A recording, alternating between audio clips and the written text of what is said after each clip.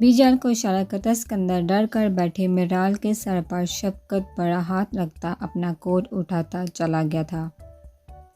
الفت، مجھے وہ سامنے والے پارک میں جانا ہے، میرا اسکیچنگ کرنے کو دل کر رہا ہے۔ حمائزہ معصومیت سے الفت سے بولی جو تیار ہوتی یونیورسٹی کے لیے نکل رہی تھی۔ حمائزہ، میں ابھی یونیورسٹی جا رہی ہوں، واپس آ کر تمہیں لے جاؤں گی۔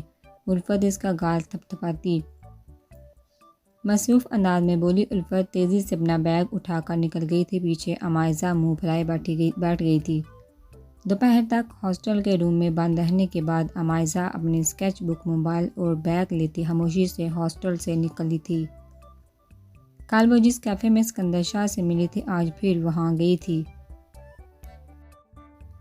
سبز رنگ کی آنکھیں دوبارہ اسکندر کو دیکھنے کی منتظر تھی۔ وہ سفید کرتا پاجامہ پہنے، ساتھ ملٹھی رنگ کا دوپٹہ گلے میں ڈالے، بالوں کی مانگ نکال کر دائیں بائیں چٹیاں بنائے، اسکیچ بک سینے سے لگائے، بیگ ہاتھ میں پکڑے، اس نے ایک نظر کال والی جگہ پر ڈالی جہاں اسکندر شاہ معمول کے مطابق بریک پر بیٹھا کافی پیتا اپنے لیپ ٹاپ پر کیس اسٹڈی کر رہا تھا۔ اس کے پیچھے کھڑے گارڈ یقیناً اس کی سیکورٹی کے لیے تھے۔ وہ چھوٹے چھوٹے قدم اٹھاتی اسکندر شاہ کے پاس گئی تھی۔ کیا میں یہاں بیٹھ جاؤں؟ جانی پہچانی آواز پر اسکندر شاہ نے اپنا سر اٹھا کر سبز آنکھوں والی لڑکی باربی کو دیکھا تھا جو اشتیاق سے اس کے جواب کی منتظر تھی۔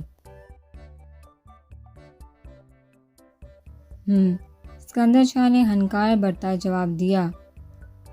حمائزہ گلابی گالوں سے مسکراتی اس کے سامنے بیٹھ گئی تھی۔ اسکندر خاموشی سے اپنا کام کر رہا تھا جبکہ حمائزہ اس کا دوبارہ اسکیچ بنانے لگی تھی۔ آپ کا نام کیا ہے؟ اس نے اسکندر شاہ سے پوچھا۔ نام تو الفت اسے بتا چکی تھی مگر اسے بات شروع کرنے کا بہانہ چاہیے تھا۔ تمہارے باپ کو میں نے سزا دی ہے۔ اسکندر نے لیپ ٹاپ بند کرے سنجیدگی سے حمائزہ کو دیکھا۔ وہ اسکندر کی بات پر آنکھیں پھیلائے اسے دیکھنے لگی۔ کیا آپ مجھے بھی جیل میں بند کر دیں گے؟ آنسو سے بھری آنکھوں کے ساتھ حمائزہ نے کانپتے لہجے میں پوچھا۔ کیا ڈیڈ کے کیے گئے برسوں برے کاموں کی سزا مجھے ملے گی؟ باربی، تم جیسی معصوم گڑیا کو میں سزا کیوں دوں گا؟ اسکندر اسے روتا دیکھ کر ہی گھبرا گیا تھا۔ اسکندر کی تعریف پر اس کے رخسار سرخ پڑے تھے۔ وہ پانی سے بڑی سبز آنکھوں سے مسکرائی اٹھی تھی۔ وہ دھوپ چھاؤں کی منظر نے اسکندر شاہ کو ساکت کر دیا تھا۔ میرا نام عمائرہ ہے، وہ خوشی سے چہکتی بولی۔ واپس جاؤ عمائرہ اور دوبارہ اکیلے گھر سے مت نکلنا۔ اسکندر شاہ دوبارہ اپنے سخت ہول میں لوٹا تھا۔ میں وعدہ کرتی ہوں اب دوبارہ ہاسٹل سے نہیں نکلوں گی۔ حمائزہ کی مسکراہٹ سمٹی تھی۔ میرا ڈرائیور تمہیں چھوڑ آئے گا۔ اسے اداس چہرے کے ساتھ چیزیں سمیٹتے دیکھا اسکندر شاہ بولا۔ اس کی ضرورت نہیں، وہ ناراض لہجے میں بولی۔ میں نے پوچھا نہیں، بتایا ہے۔ اسکندر شاہ کے سختی سے بولنے پر وہ منہ پھولاتی رخ موڑ گئی تھی۔ اسکندر نے اپنے ایک گارڈ کو اسے لے جانے کا اشارہ کیا تھا۔ وہ خاموشی سے اسکندر شاہ کے حکم سے اسے لے کر گیا تھا۔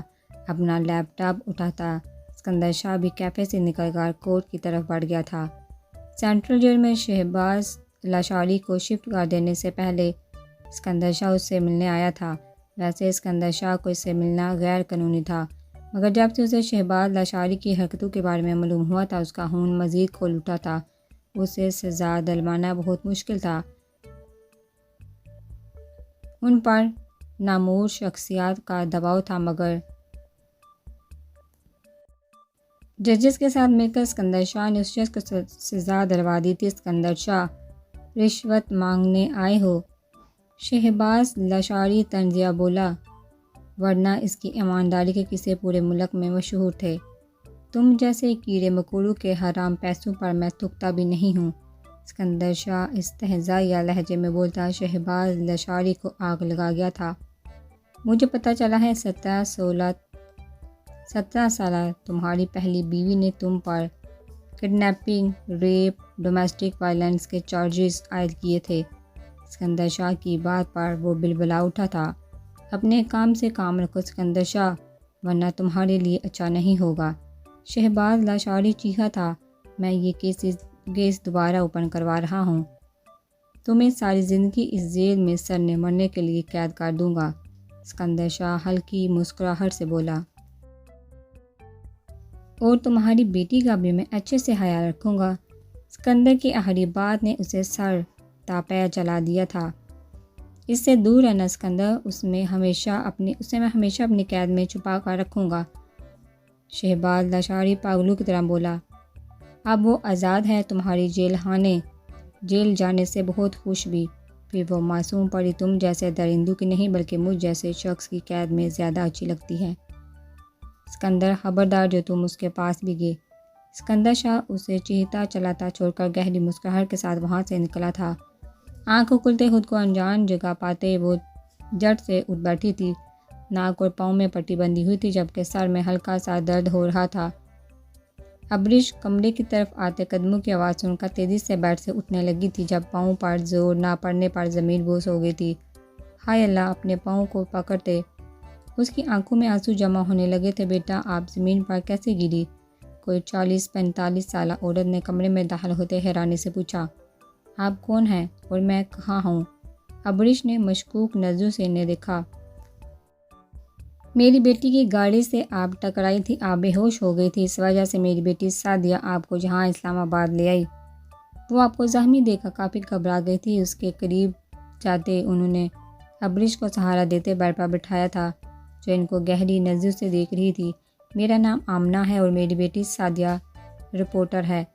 آمنہ نامی خاتون نے ابریش کے علم میں اضافہ کیا۔ خود کو محفوظ جگہ پا کر ابریش نے سکون کا سانس خارج کیا۔ آپ کا نام کیا ہے؟ آمنہ نے پوچھا۔ ابریش وہ ہلکی آواز میں گویا ہوئی۔ میرے کپڑے کس نے چینج کیے؟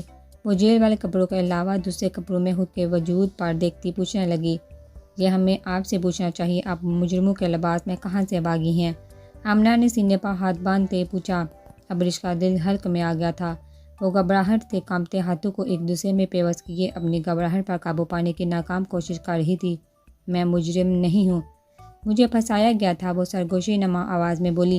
اب جتنی دیر چاہیں یہاں رہ لے اور اگر بھروسہ کر پائیں تو بتا دیجیے گا۔ اس کی بگڑتی حالت دیکھ کر آمنہ گویا ہوئی۔ ابریش ایک انجان تھی، اتنی مہربان پر حیران رہ گئی تھی۔ شکریہ، وہ عاجزی سے بولی۔ آمنہ جو اس کو دیکھنے آئی تھی، اس نے ابریش کے لیے ملازم سے سوپ منگوایا تھا۔ یہ میڈیسن لے جلدی صحت مند ہو جائیں گی۔ آپ کے سر پر ہلکی سی چوٹ آئی ہے، پاؤں کافی بری طرح مڑا ہے اس لیے کھڑا ہونے میں مشکل ہوگی۔ ناک پر بھی کافی بری چوٹ آئی ہے، مکمل صحت یاب ہونے میں آپ کو کئی دن لگ جائیں گے۔ آمنہ نے اسے ساری تفصیلات بتاتے میڈیسن پکڑائی تھی۔ منہ بگاڑتے اس نے گولیاں نکالی تھی۔ میڈیسن میں شاید نیند کی گولیاں تھیں جو کچھ ہی دیر میں وہ ہوش و حواس سے بیگانہ ہو گئی تھی۔ میر غصے سے گھر سے نکلتا آفس جانے کے بجائے یوں ہی بے مقصد سڑک پر گاڑیاں چلاتا رہا تھا۔ میرال سے نفرت مزید بڑھ گئی تھی۔ اسے یقین نہیں آ رہا تھا اسکندر نے اس لڑکی کی وجہ سے اس سے ایسا کہا۔ اس کا بس چلتا میرال کا واقعی گلا دباتا تھا۔ اس نے نفرت کی اصل وجہ ظہیر شاہ ہی تھا۔ وہ ظہیر شاہ سے منسلک ہر چیز سے نفرت کرتا تھا۔ سالوں کی نفرت کو نکالنے کا اب میرال کے ذریعے حل نکالا تھا۔ ایک طرف سڑک پر گاڑی روکتے اس نے ڈھونڈ کر سگریٹ نکال لی تھی۔ اسکندر نے انہیں سختی سے شراب اور سگریٹ سے دور رکھا تھا۔ وہ ان چیزوں کو پسند نہیں کرتا تھا مگر پھر بھی کبھی کبھار میر چھپ کر اپنے اندر کی بے چینی کم کرنے کے لیے سگریٹ پیتا تھا۔ سگریٹ سلگاتے ماضی کی ایک تلخ یاد اس کی آنکھوں کے پردے پر لہرائی تھی۔ چاچو، ماما کو بہت تیز بخار ہے، انہیں ہاسپٹل لے جائیے۔ 10 سالہ میر نے روتے ہوئے ظہیر شاہ سے منتیں کی تھی۔ کوئی ضرورت نہیں ہے اس بدبخت کو ہسپتال لے کر جانے کی، تم جا کر اپنا کام کرو۔ ظہیر شاہ نے غصے سے اسے ڈانٹا۔ چاچو پلیز، ماما کی بہت طبیعت خراب ہے۔ وہ ان کی ٹانگ سے لپٹ گیا تھا مگر ظہیر شاہ پتھر بنا رہا تھا۔ اٹھو اور کمرے میں دفع ہو جاؤ ورنہ تم دونوں ماں بیٹے کو سڑک پر اٹھا کر پھینک دوں گا۔ ظہیر شاہ کے دھمکی دینے پر وہ خاموشی سے اپنے آنسو پوچھتا اپنی ماں کے پہلو میں آ کر بیٹھ گیا تھا۔ ساری رات ان کے ساتھ لیٹ کر گزارنے کے بعد جب صبح اٹھا تھا، ایک دل دہلا دینے والی خبر نے اس کا دل بند کر دیا تھا۔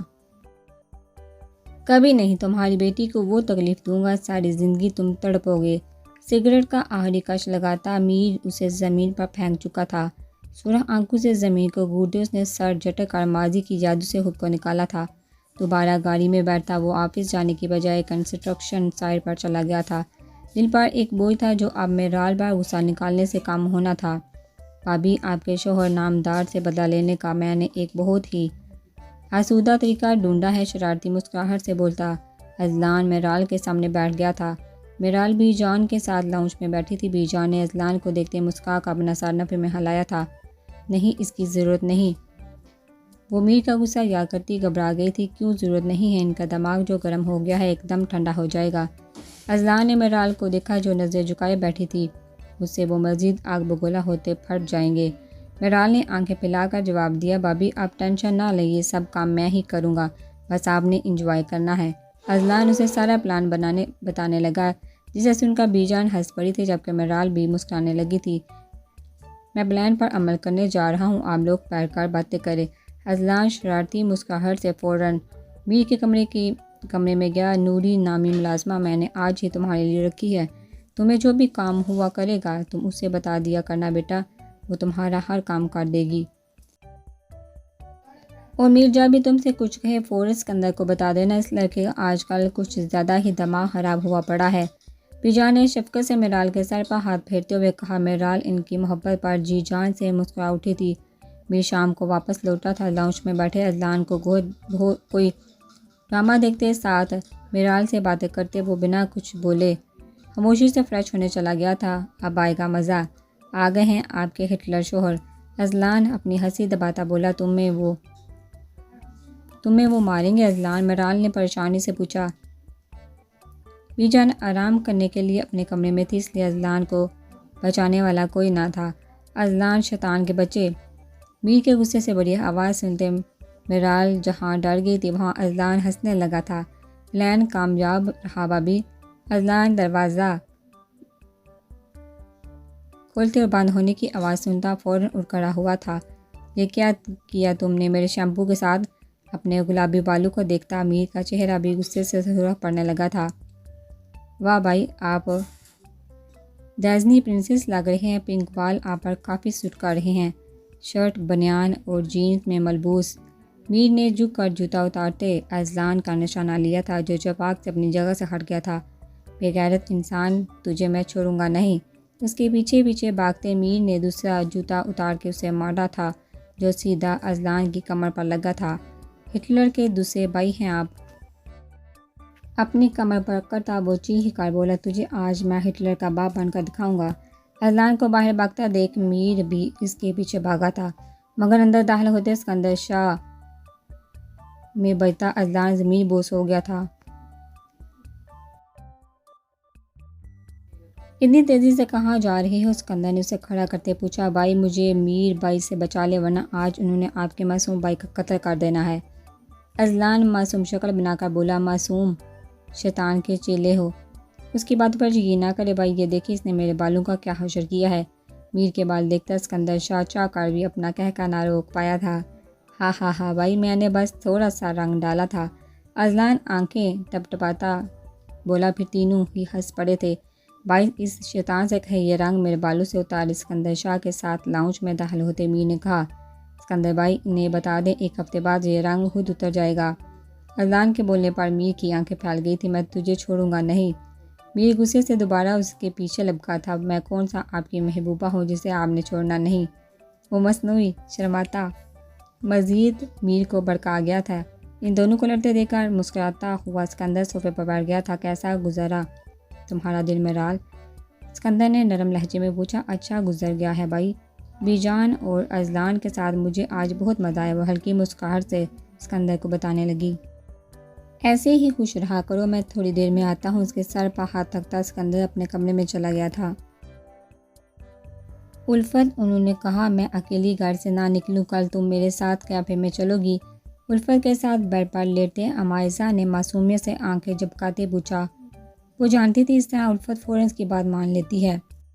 اسکندر شاہ نے اس کا نام لیتی مسکرائی۔ امائزہ، تم ان سے دور ہو، الفت نے سنجیدگی سے مشورہ دیا۔ الفت، ایسا مت کہو۔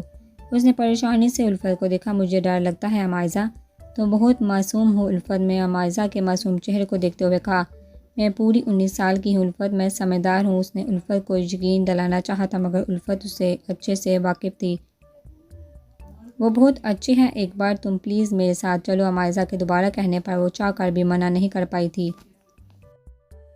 کل چلیں گے، اب سو جا۔ الفت کے کہنے پر عمائزہ خوشی سے جھوم اٹھی تھی۔ تھینک یو الفی، تم نہ ہوتی تو پتہ نہیں میرا کیا ہوتا۔ عمائزہ کی بات پر الفت ہنس پڑی تھی۔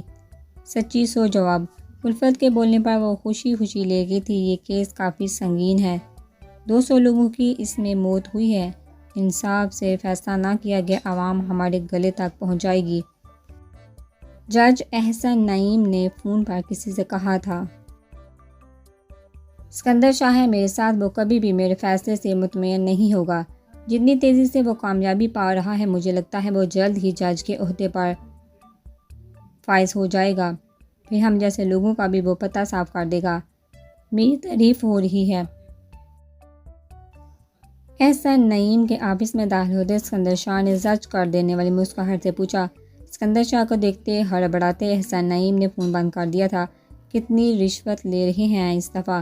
احسن نعیم کی خالی کرسی پر بیٹھتے اسکندر شاہ نے تنزیہ پوچھا۔ تم مجھ پر الزام لگا رہی ہو اسکندر؟ احسن نعیم غصے سے بولا۔ اسے الزام ہی رہنے دیجیے گا ورنہ آپ کافی سمجھدار ہیں۔ احسن نعیم کے قریب جاتے ان کے کوٹ پر سے نہ دکھائی دینے والی گرد ہٹاتے اسکندر شاہ کے لہجے میں وارننگ تھی۔ اپنی حد میں رہو اسکندر۔ احسن نعیم اس سے دور ہٹتا غصے سے بلبلا اٹھا تھا۔ بریک کے بعد ملیں گے، مگر یاد رکھیے گا اگر فیصلے میں کوئی بھی ٹال مٹول کیا آپ کی صحت اور شہرت دونوں کے لیے خطرناک ہوگا۔ اسکندر شاہ دھمکاتا اپنا کوٹ صحیح کرتا مضبوط قدم اٹھاتا وہاں سے نکل گیا تھا۔ معمول کی جگہ پر بیٹھتے اسکندر دوبارہ غور سے فائل اسٹڈی کر رہا تھا جب سبز آنکھوں والی باربی کی آواز سنتے اس کے ماتھے پر تیوری چڑھی تھی۔ سر اٹھاتے اس کی نگاہ کچھ دور کھڑی عمائزہ پر پڑی تھی جو الفت کے ساتھ کھڑی نروس لگ رہی تھی۔ اسکندر کی نگاہوں سے نظریں ٹکرانے پر وہ پلکوں کی جالر گرا گئی تھی، گالوں پر بے ساختہ سرخی چھا گئی تھی۔ کافی کا گھونٹ بھرتے اسکندر نے اسے گور کر دیکھا۔ الفت چلو نا۔ عمائزہ کے التجائیہ بولنے پر الفت نے آنکھیں گھمائی۔ میں صرف ٹیبل تک تمہارے ساتھ جاؤں گی، اس کے بعد میں دوسرے ٹیبل پر چلی جاؤں گی۔ الفت کے بولنے پر عمائزہ نے منہ پھلاتے سر ہلایا تھا۔ الفت اسے خاموشی سے ٹیبل کے پاس چھوڑتی اس کے پاس سے پیچھے سے کھسک کر کچھ دور بنے ٹیبل پر بیٹھ کر اپنا موبائل نکال کر استعمال کرنے لگی تھی۔ عمائزہ خاموشی سے ٹیبل پر اسکندر کے سامنے بیٹھ گئی تھی جو اس کو اگنور کی اپنے لیپ ٹاپ پر نظر مرکوز کیے بیٹھا تھا۔ میں نے کہا تھا گھر سے مت نکلنا۔ کچھ دیر بعد اسکندر کی سخت آواز اس کے کانوں میں پڑی۔ وہ نظریں جھکائے لب کاٹنے لگی۔ میں اکیلی نہیں آئی، اس نے بے بنیاد سا جواب دیا۔ یہ آخری بار ہے عمائزہ، اس کے بعد میرے ساتھ بات کرنے کی یا مجھ سے ملنے کی یہاں آنے کی کوشش بھی مت کرنا۔ اسکندر نے اسے سرد نظروں سے دیکھا۔ عمائزہ کی آنکھیں آنسو سے بھرنے لگی تھی۔ اس نے کشمگی نظروں سے اسکندر کو دیکھا، پھر اپنے بیگ میں سے ایک کارڈ نکال کر ٹیبل پر رکھتے وہ تیزی سے اٹھتے کیفے سے باہر نکل گئی تھی۔ الفت بھی پریشانی سے اس کے پیچھے بھاگی تھی۔ اسکندر نے اپنے گارڈ کو ان کے پیچھے جانے کا اشارہ کرتے ایک گہری سانس دی۔ عمائزہ کی آنکھوں میں وہ اپنے لیے پسندیدگی دیکھ چکا تھا، مگر یہ جذبات اور احساسات صرف اسے اسکندر کے دشمنوں کا ٹارگٹ بنا سکتے تھے۔ ٹیبل پر عمائزہ کا رکھا گیا کارڈ اٹھا کر اس نے دیکھا تھا جس میں آرٹ ایگزیبیشن کا انویٹیشن تھا۔ وہ وہاں جا کر بھی نہیں جا سکتا تھا، لوگ اسے ایک پل میں پہچان جاتے تھے۔ اپنی داڑھی پر ہاتھ پھیرتے اس نے وہ کارڈ اپنے کوٹ کے اندرونی جیب میں ڈال لیا تھا۔ کیا پتہ اس کا ارادہ بن ہی جاتا۔ تمہیں باہر بڑی ہنسی آ رہی تھی۔ میر اذلان سے لڑکا واپس کمرے میں آیا۔ مرال کو دیکھتے ہی غصے سے بولا۔ اپنے بالوں کا حشر دیکھ کر اسے پہلے ہی غصہ تھا، اوپر سے مرال کا مسکرانا اسے مزید غصہ دلا گیا تھا۔ نہیں، وہ منمنائی۔ اس کے غصے سے بڑی آواز سن کر اسے میر سے ڈر لگنے لگا تھا۔ جھوٹ بول رہی ہو، یقیناً تم نے بھی اذلان کا ساتھ دیا ہوگا۔ اس کو بازو سے پکڑ کر اپنے سامنے کھڑا کرتا میر غصے سے بولا۔ اس کے معصوم چہرے کو سرخ پڑتے دیکھ کر میر کو عجیب سی الجھن ہوئی تھی، تبھی جھٹکے سے اسے چھوڑتا وہ قدرے فاصلے پر کھڑا ہو گیا تھا۔ میں نے کچھ نہیں کیا، وہ دوبارہ ہمت کرتی جواباً بولی۔ جو بھی ہے اذلان سے دور رہو، بلکہ کمرے سے ہی مت نکلا کرو۔ اس کو گھورتا وہ واپس کمرے سے نکل گیا تھا۔ رات کو میر کے واپس نہ آنے پر مرال سکون سے بیڈ پر سو گئی تھی، مگر یہ سکون بھی صبح ہی میر نے غائب کر دیا تھا۔ اٹھو، اس کو کندھوں سے جھنجھوڑ کر میر نے اٹھایا۔ جی، آنکھیں مسلتے اس نے منہ پھلاتے پوچھا۔ کئی دنوں کی نیند پوری نہ ہونے کی وجہ سے وہ مزید سونا چاہتی تھی۔ یہ شرٹ پریس کر کے دو۔ اسے زجر کرنے کے لیے میر یہ سب کر رہا تھا۔ اسے سکون سے سوتے دیکھ کر میر برداشت نہیں کر پایا تھا۔ میں کیسے کروں گی؟ وہ بے بسی سے بولی۔ جیسے مرضی کرو، مجھے پرواہ نہیں، مجھے 5 منٹ کے اندر اندر یہ شرٹ پریس چاہیے۔ کپڑے کہاں پریس کروں، بس یہ بتا دے۔ میر جواباً خاموشی سے اسے پکڑتا دوسرے روم میں لے گیا تھا جہاں استری سٹینڈ اور استری پڑی ہوئی تھی۔ اب جلد سے ہاتھ چلانا، میں 5 منٹ میں فریش ہو کر آیا۔ اسے چھوڑتا میر فریش ہونے چلا گیا تھا۔ گرم استری ہاتھ پر اچانک لگنے سے وہ استری سے اٹھی تھی۔ استری کو دوبارہ پکڑتی، کسی نہ کسی طرح میر کی شرٹ پریس کرتی۔ درد کی شدت برداشت نہ ہونے پر وہ استری چھوڑتی اپنے ہاتھ کو پکڑ کر ہلکی ہلکی پھونک مارنے لگی تھی۔ کچھ جلنے کی بو پر خوف سے سلب ہوتے حواسوں سے اس نے تیزی سے استری بند کرنی چاہی۔ جب میر کی اونچی آواز سنتی استری اس کے ہاتھ سے چھوٹی زمین بوس ہوئی۔ اپنی شرٹ کو جلی ہوئی دیکھ امیر کے کانوں سے غصے سے دعا نکلنے لگا تھا۔ میرال کی چیخی نے اس کے حواس مزید چٹا دیے تھے۔ تمہاری جیسی اندھی سے کبھی اچھے کی امید کی بھی جا سکتی نہیں۔ میری نظروں سے دور ہو جاؤ ورنہ شرٹ کی طرح تمہیں بھی جلا دوں گا۔ میر کے بولنے پر وہ گرتی پڑتی دیوار کا سہارا لیتی باہر نکل گئی تھی۔ دوسری طرف میر بھی استری اپنی جگہ رکھتا شرٹ اٹھا کر زمین پر پھینک چکا تھا۔ یہ بس اس نے اپنے اندر بھڑکتی آگ کو کام کرنے کے لیے کیا تھا، ورنہ وہ مکمل تیار تھا۔ پنک بالوں کو چھپانے کے لیے اس نے سر پر کیپ لے رکھی تھی۔ اسکندر جلدی چلا گیا تھا، ورنہ میر کبھی بھی یہ حرکت نہ کرتا۔ 1 ہفتہ ہو گیا تھا۔ اب ابریش کافی بہتر محسوس کرنے لگی تھی۔ آمنہ اور سعدیہ نے اس کا کافی خیال رکھا تھا۔ وہ اب چل پھر سکتی تھی۔ سعدیہ اور آمنہ کو اس نے کچھ باتیں چھپا کر آدھا ادھورا سچ بتا دیا تھا۔ ابھی تک فی الحال نیوز میں ابریش کے بھاگنے کی خبر نہیں آئی تھی۔ اس کا مطلب تھا پولیس والوں نے ابریش کا معاملہ چھپا رکھا ہوا تھا۔ سعدیہ زیادہ تر اپنی جاب میں ہی مصروف رہتی تھی۔ ابریش زیادہ تر آمنہ کے ساتھ دن گزارتی تھی۔ وہ لوگ اسلام آباد کے پورش ایریا میں رہائش پذیر تھے۔ آمنہ کے ساتھ لان میں بیٹھی وہ اسلام آباد کا موسم انجوائے کر رہی تھی۔ اس کی ناک سے پٹی اتر چکی تھی مگر ابھی بھی اسے درد محسوس ہوتا تھا۔ ناک بھی ہلکی ہلکی سوجن کا شکار تھی۔ ابریش کل سعدیہ فری ہے، ہم لوگ کہیں گھومنے پھرنے چلیں گے؟ آمنہ نے چائے پیتے ابریش سے کہا۔ باہر جانے کا سن کر وہ گھبرائی مگر اگلے ہی پل خود کو مضبوط کرتے اس نے ہولے سے اپنا سر ہلایا۔ کہاں گم ہے؟ سارے گیٹ سے داخل ہوتے ہی اذلان اونچی آواز میں بولا۔ ادھر ہیں ہم اذلان۔ آمنہ نے اذلان کو اشارہ کیا تھا۔ میرے بنا ہی اکیلے انجوائے کیا جا رہا ہے۔ اذلان مسکراتا ہوا ان کے پاس آیا تھا۔ تم خود ہی اتنے دنوں سے نہیں آئے، سعدیہ بھی کل تمہارا پوچھ رہی تھی۔ آمنہ نے اسے دیکھ کر مسکراتے ہوئے جواب دیا۔ ساتھ گھر ہونے کی وجہ سے اذلان اکثر ان کے گھر ٹپکا رہتا تھا۔